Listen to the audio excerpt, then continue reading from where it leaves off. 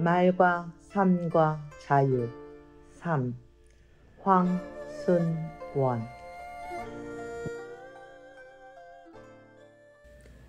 나 자신도 후손들에게는 조상이 될 거라는 생각에 부끄러움과 함께 더럭 겁이 났다. 힘든 오르막길을 다 올라가야 편한 내리막길이 나선다.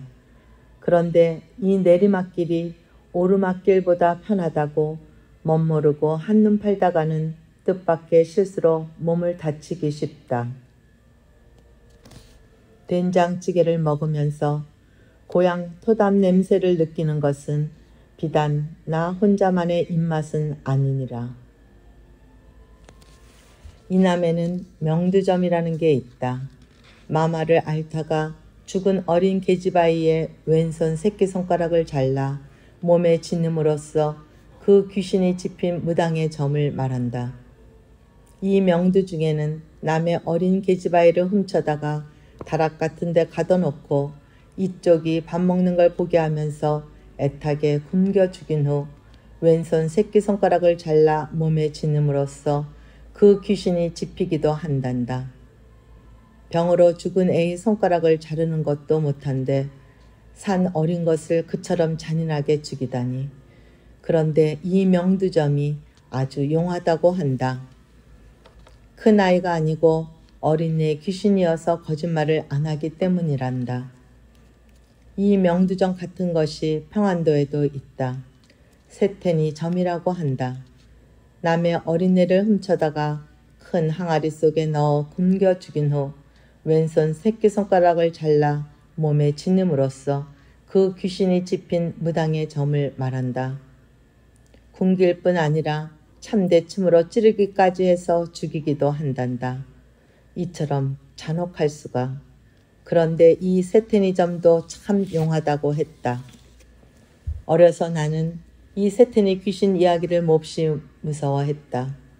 그러다 차차 철들면서부터는 이에 대한 무서움보다 커다란 의문을 하나 갖게 됐다.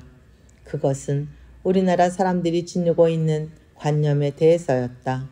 남의 어린애를 훔쳐다가 끔찍하게 죽인다는 것 자체가 안 될 일인데 죽임을 당한 어린 혼편에서 자기를 그처럼 잔악하게 죽인 사람을 위해 봉사한다는 생각을 가진다는 점이다. 어린 것을 잔악하게 죽인다는 끔찍함에 못지않은, 아니 더더욱 끔찍한 생각이 아닐 수 없다. 바로 이 생각을 뒤집어 보면 자기가 그런 참혹한 일을 당해도 자기를 그토록 참혹하게 만든 상대방을 위해 봉사하는 것을 아무렇지도 않게 받아들일 수 있다는 게 되니까 말이다. 19세기 아메리카에서 일어난 신흥 기독교 단체의 하나인 크리스찬 사이언스는 기도에 의해 모든 죄, 질병, 악이 제거된다는 교리를 갖고 있어서 인간의 질병과 죽음이라는 현상의 실제를 인정치 않는다고 한다. 그 기관지인 크리스천 사이언스 모니터는 의학에 관한 기사나 약 광고, 사망 기사나 부고는 일체 씻지 않는다고. 케네디 미 대통령이 암살됐을 때도 저격당했다고는 보도했지만 죽었다는 말은 쓰지 않았다는 것. 대단한 도구마가 아닐 수 없다. 그런데 정통적인 기독교를 받아들인 우리나라 교육자들과 신도들은 인간이 죽은 다음의 세계에 지나치게 집착해 있다고 여겨진다. 헛된 이 세상, 괴로운 이 세상을 어서 벗어나 하늘나라에서 무궁한 복락을 누리는 길밖에 없다고 모든 걸 내세에다 거는 것이다. 이 풍조가 기독교 신자들 사이에 만연되고 있음을 본다. 이것은 도구마 이전에 현세를 자기 힘껏 살려고 하지 않는 사람들의 넋두리여 도피이다. 기독교에는 유황불이 영구히 타는 지옥 하나뿐이지만 불교에는 지옥이 136종류나 된다.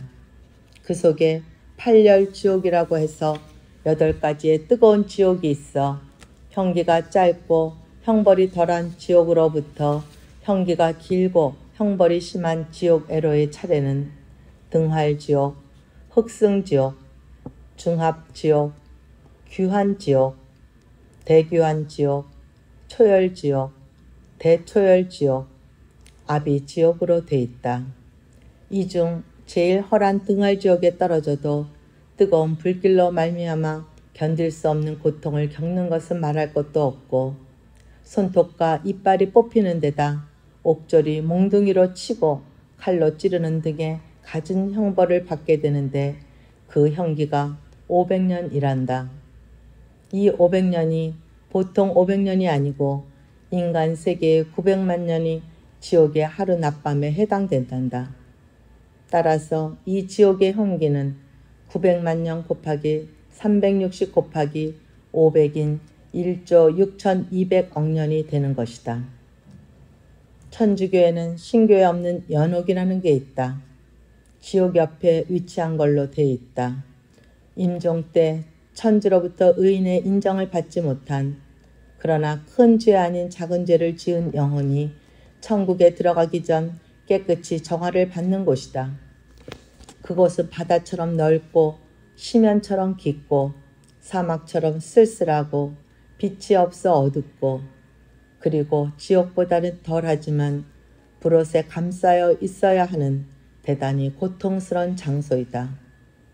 이 고통의 기한과 고통의 정도는 각기 영혼이 지은 제목의 경중에 따라 정해지지만 지상에 있는 교우들의 기구하는 열성에 의해 달리 보속할 수가 있는 것이다.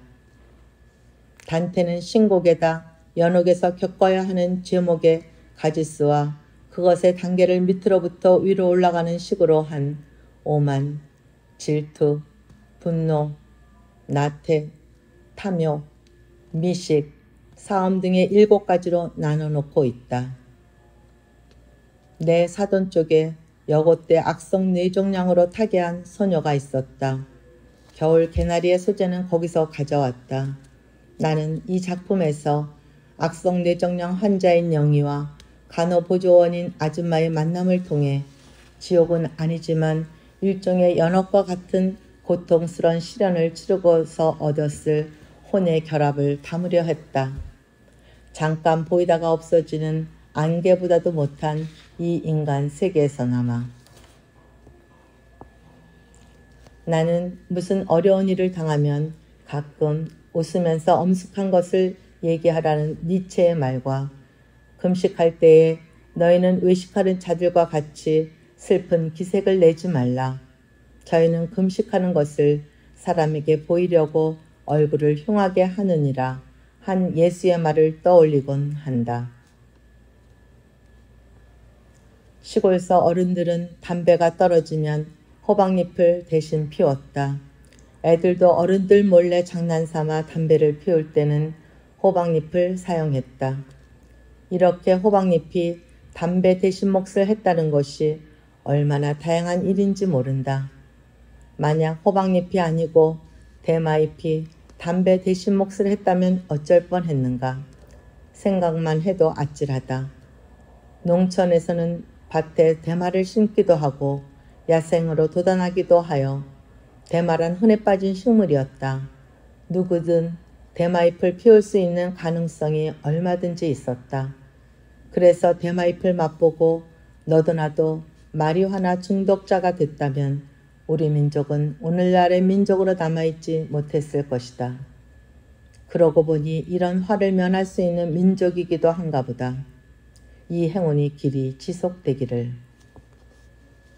내 고향 한 사람은 술안주로 닭을 잡게 되면 을의 닭목을 자기가 차지하면서 이 모가지가 더도 말고 예서 피한 가기만큼만 길었으면 좋겠다는 말을 하곤 했다.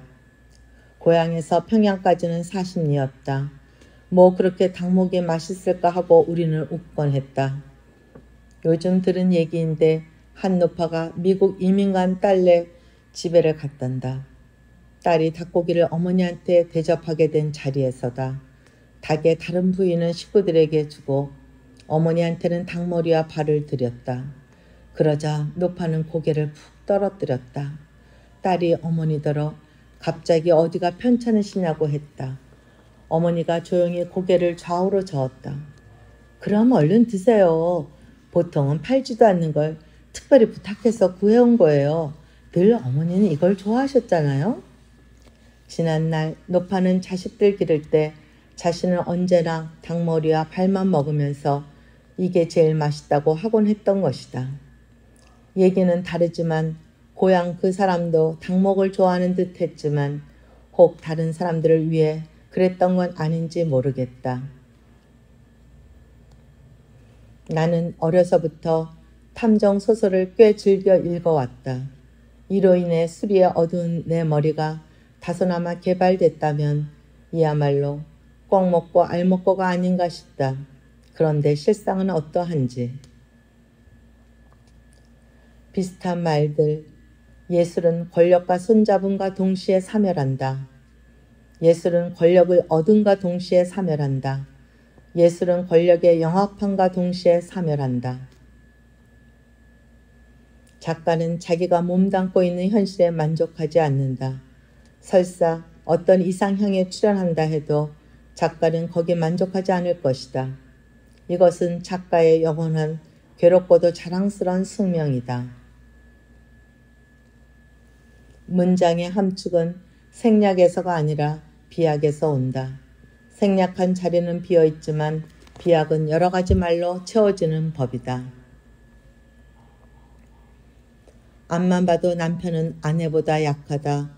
그저 가정을 위해 남편이 강한 채 허세를 부리고 있을 따름이다. 여유 있는 듯 짓는 미소도 실상은 자신 없음의 위장인 것이다. 단적으로 말하자 부부가 싸울 때 무슨 일로 싸우든 항용 남편이 먼저 손찌검을 하게 마련인데 이 역시 남편 쪽이 약하기 때문이다. 개 싸움에서 약한 쪽이 먼저 물듯이. 개 싸움과 비교한다고 기분이 나쁘면 저녁 때 그 흔한 싸구려 술집 두세 군데만이라도 들여다보기 바란다. 그러면 얼마나 많은 남편들이 변변한 안주도 없이 쓴 술을 마셔대고 있는지를 목격하게 될 것이다. 그 속에 개싸움과 비교한다고 기분 나빠한 당신 자신의 모습도 발견하게 되는지 모른다. 이런 현상은 뭘 말하는가? 일터에서 시달리다 돌아오며 아무래도 맹숭한 얼굴로는 옆에 내를 겪어내기가 버거워 한 장 걸치지 않고는 견디지 못해서인 것이다. 앞만 봐도 남편은 아내보다 약하다. 현모양처 애들이 밖에서 이만 집으로 돌아가야겠다는 마음을 일으키게 하는 어머니에 남편들이 밖에서 좀 늦더라도 마음 편하게 있다가 집에 돌아오게끔 해주는 아내. 우리는 흔히 자연을 정복한다는 말을 쓴다. 언제 자연이 우리에게 적대 행위라도 했다는 건가? 인간이 일방적으로 자연을 훼손시키면서 뻔뻔스럽게 정복이라는 말을 사용하고 있는 것이다. 이러다가는 언제고 자연을 훼손시킨 데서 오는 어마어마한 재난을 받을 게 틀림없다. 그렇게 되기 전에 하루바삐 자연을 정복한다는 망발을 버리고 겸허하게 자연과 화합할 일이다. 우리는 대지를 어머니에 견주어 왔다. 자애로운 어머니에. 그러나 대지는 자애로움과 함께 심한 노여움도 지니고 있다는 걸 명심해야 한다. 화산, 지진 등. 하기는 그래서 대지가 더 어머니다워지는지도 모른다. 참다운 애정 속에는 매가 들어있어야 하듯. 우리나라에는 산이 많다. 산나라라고 해도 지나치지 않을 정도다. 나는 그동안 이 산들을 보고서 그저 산은 좋은 거지 하고 지내왔다. 그러던 것이 얼마 전부터 큰아들 동규와 함께 그가 운전하는 차로 시골들을 돌아다니는 동안 차츰 산에 대한 내 관심이 달라졌다. 아범은 산을 보고 큰 산이건 작은 산이건 숲이 있는 산이건 바위산이건 연신 아름답죠? 이쁘죠? 했는데 그 덕에 내 눈도 조금은 트여져 전에 없이 산들의 자태 하나하나를 나름대로 애정을 갖고 바라보게끔 됐던 것이다. 그러면서 새삼 생각해보는 것이다. 이 땅에 정들이고 살려면 우선 산들의 아름다움 이쁨을 자기 것으로 만들어야 하지 않을까 하고 내가 현재 살고 있는 아파트와 뒤에 야산 사이에 천둥지기가 멧돼기 있어 거기 물 잡은 논에서 개구리들의 와글대는 소리가 꽤 크게 들려온다. 그러나 별로 듣기 싫은 소음으로 생각되지는 않는다. 아파트 앞에 얼마 떨어지지 않은 곳에 국민학교가 있어 운동장에서 애들의 떠들어대는 소리도 들려온다. 그러나 별로 듣기 싫은 소음으로 생각되지는 않는다. 개구리들의 와글대는 소리나 애들의 떠들어대는 소리가 다 같이 자연의 소리로 들려서 그런가 싶다. 문학평론가 김윤식 씨가 내 단편 학을 놓고 이런 말을 한 일이 있다. 농민동맹 부위원장을 지낸 덕재란 이유야 어쨌든 이 편에서 보면 일단 심판받아야 할 대상이면 틀림없다. 일종의 범죄자인 것이다. 그런 범죄자를 단지 어릴 때 단짝이라는 이유로 포승을 풀어주는 행위는 직무유기에 다름 아니다. 학사냥을 빙자하여 그런 행위를 저지르는 일은 합리적 논리를 바탕으로 하는 세계에서는 결코 용납될 수 없다. 성삼은 덕재를 호송할 임무만 가졌지 그를 심판하거나 석방할 권리는 위임받은 바 없다. 한편 합리적 논리의 세계가 아닌 샤머니즘적 세계에서 보면 어떠할까? 이쪽에서 보면 성삼의 행위는 매우 자연스럽고 따라서 정당하다. 샤머니즘적 세계는 민화의 세계와 같다. 학이 작품으로서 뜻을 갖게 되는 것은 그것이 오직 민화의 세계이기 때문이다. 그러니까 학은 소설이라 부르기 어렵다. 이 글은 나로 하여금 여러 가지를 생각해 했다. 평론가는 작가가 작품에서 의도한 것 외의 것까지도 발견해가지고 얘기할 수 있는 게 바람직하다는 생각을 나는 본디 갖고 있었다. 물론 이 경우 어디까지나 그 얘기의 타당성과 설득력이 수반돼야 한다는 건 두말할 나위도 없는 거다. 이런 점을 충분히 감안하고 위의 글을 읽었으나 유감스럽게도 그대로 받아들여지지가 않는 걸 어찌할 수 없었다. 왜 그럴까? 우선 김 평론가가 학을 너무 소홀히 읽고 쓴 데서 오지 않았나 싶다. 성삼이 덕재의 포승을 풀어주게 되는 것이 어릴 때 단짝이었다는 이유만이 아니라는 것은 어릴 때 단짝의 우정을 오래도록 지속시켜 온다는 것도 소중한 일이다. 두 사람이 청단을 향해 걸어가면서 주고받은 대화 상황을 조금만 찬찬히 읽었어도 알 수 있었을 텐데 이를 빠뜨리고 있다. 그리고 학사냥을 빙자하여 운운한 것도 덕재와 성삼과 학의 관계를 조금만 생각하며 읽었어도 알 수 있었을 텐데 이를 빠뜨리고 있다. 그리고 학사냥을 빙자하여 운운한 것도 덕재와 성삼과 학의 관계를 조금만 생각하며 읽었어도 그들의 유기적인 인과성을 알게 되어 학사냥을 빙자하여 같은 무신경한 말이 쉽게 나오지는 않았으리라 본다.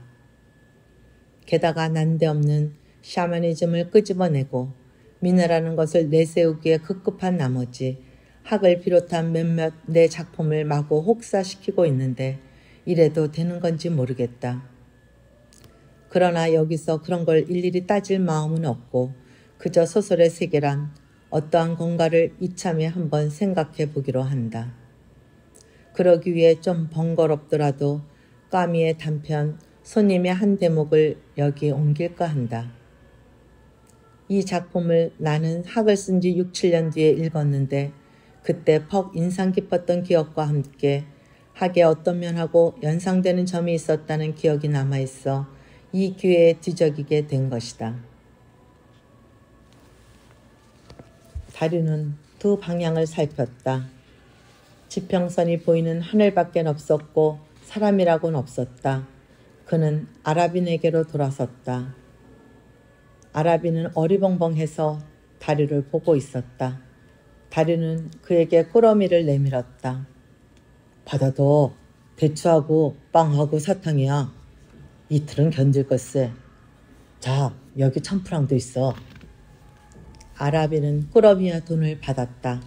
그러나 그가 받은 것을 어떻게 해야 할지 모르는 모양으로 가슴 앞에 손을 든 채로 있었다. 보게. 교사는 동쪽을 가리켰다. 저것이 탱기로 가는 길이야. 2시간만 걸으면 되네. 거기 가면 관청과 경찰이 자네를 기다리고 있네. 아라비는 여전히 꾸러미와 돈을 두 손으로 든 채 동쪽을 바라보고 있었다. 다리는 그의 팔을 잡아 불쑥 남쪽으로 몸을 돌리게 하였다. 그들이 서 있던 높은 지대 밑에 보일까 말까 하는 길이 있었다. 이제 고원을 횡단하는 길이야. 여기에서 하루만 걸으면 초원과 유목자들을 만날 것세. 그들의 법에 따라 자네를 맞아서 숨겨줄 거야. 이를 김평론가식으로 가려보면 다리는 살인자인 아라빈을 호송할 임무만 가졌지 그를 심판하거나 석방할 권리를 위임받은 바 없다. 그런데도 불구하고 다리는 아라빈을 그냥 놓아주는 것도 아니고 식량과 돈을 주어 도망을 치게끔 부추기기까지 한다. 결국 다리의 행위는 직무유기에다 범인에게 도주를 교사 방조까지 하고 있다. 이런 행위를 저지르는 것은 합리적 논리를 바탕으로 하는 세계에서는 결코 용납될 수 없다. 다만 샤머니즘적 세계에서 보면 다리의 행위는 매우 자연스럽고 따라서 정당하다. 샤머니즘적 세계는 민화의 세계와 같다. 손님이 작품으로서 뜻을 갖게 되는 것은 그것이 오직 민화의 세계이기 때문이다. 그러니까 손님은 소설이라 부르기 어렵다. 이래서 괜찮은 건가? 길게 얘기할 것도 없다. 한마디로 간단히 내 의견을 말한다면 김평론가의 소견과는 달리 나는 합리적 논리를 바탕으로 하는 세계에서는 결코 용납될 수 없는 것을 다룰 수 있는 게 오히려 소설의 세계가 아닌가고 생각하고 있다. 나아가 이것이 소설이 존재하는 기본 원리의 하나가 아닌 것까지 나는 생각하고 있는 것이다. 다음에 같은 김평론가가 같은 지면에서 내 단편 땅울림을 이야기하는 가운데 어디까지나 A. 우리나라의 금기설화 나무꾼과 선녀를 말함. B. 나무꾼과 선녀의 이본의 하나. C. 노신이 편한 책에 들어있는 중국의 금기설화 담생을 말함. D. 다자이오 사무가 윤색한 일본의 금기설화 우라시마 다로를 말함. 의 수준에다 놓아두고 거리를 재고 싶었다. 작가 황순원의 욕망과 패기가 바로 여기에 숨어 있을 것이다.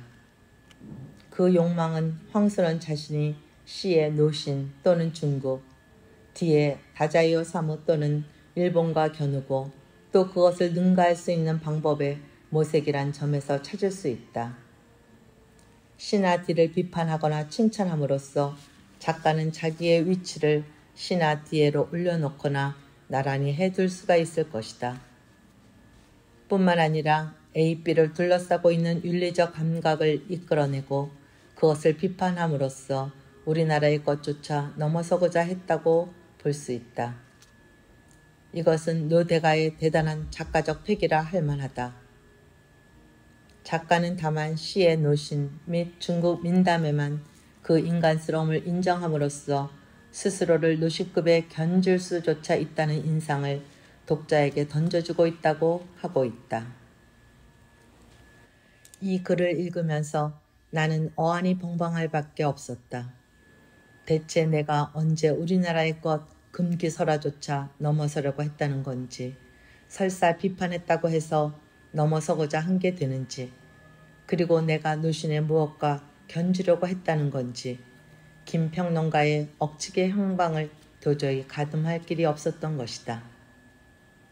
분명히 말해두거니와 나는 다만 땅올림을 쓰는 데 있어 이웃나라의 금기설화를 하나씩 삽입하는 게 작품 분위기 조성에 필요해 중국의 담생과 일본의 우라시마 다로를 인용했을 뿐 딴 뜻은 없다.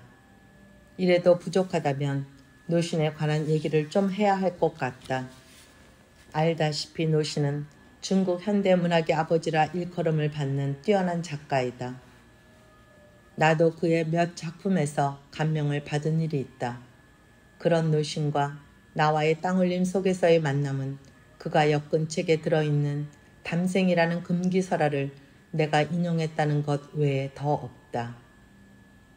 그 담생을 인용하게 된 것도 내가 선택한 게 아니고 땅올림 속에서도 언급했듯이 나와 사제 관계에 있는 젊은 중국 문학가 기억에게 중국 금기설화 중 짤막한 것을 하나 번역해 보내달라고 해서 우연히 얻은 것이다.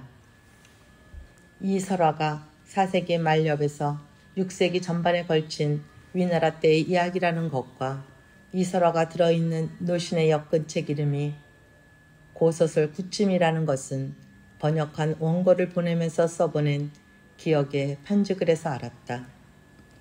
이처럼 담생이 노신의 창작물과는 아무런 상관도 없는 것이 밝혀진 이상 내가 노신과 견줄래야 실은 견줄만한 상대적 실체가 없는 셈이 된다. 따라서 내가 욕망과 패기가 있고 작가는 스스로를 노신급의 견줄 수조차 있다는 인상을 독자에게 던져주고 있다고 한 것은 순전히 김 평론가의 너무나도 어이없는 억측에서 온 것으로 결국은 아무것도 아닌 허상을 가지고 자기 혼자 설친 형국이 돼버린 것이다. 노신급 운운의 말을 듣고 좋아할 작가도 있다고 생각할지 모르나 독자성을 어느 만큼 지닌 작가에게는 이런 식의 비교란 욕이 될 수 있다는 것을 알아야 할 것이다. 진정으로 노신과의 비교를 하려거든 모름지기 피상적인 것이 아닌 두 작가를 버티어주고 있는 정신의 구조를 비교해야 할 것이다. 나는 낡은 사전에 변역을 가했다. 위고의 말이다. 당연하다. 폭넓은 언어 구사의 힘을 갖고 있었던 작가이어서 이 말을 떳떳하게 할 수 있었다. 태어남에 우리의 자유의사는 아무런 관여를 할 수 없다. 죽음에 우리의 자유의사는 아무런 관여를 할 수 없다. 둘 다 좋건 싫건 어쩔 도리가 없다는 일이다. 그 대신 태어남과 죽음 사이의 세월은 우리 모두가 자유로울 수 있고 또 자유로워져야 할 기간이다. 1986 7월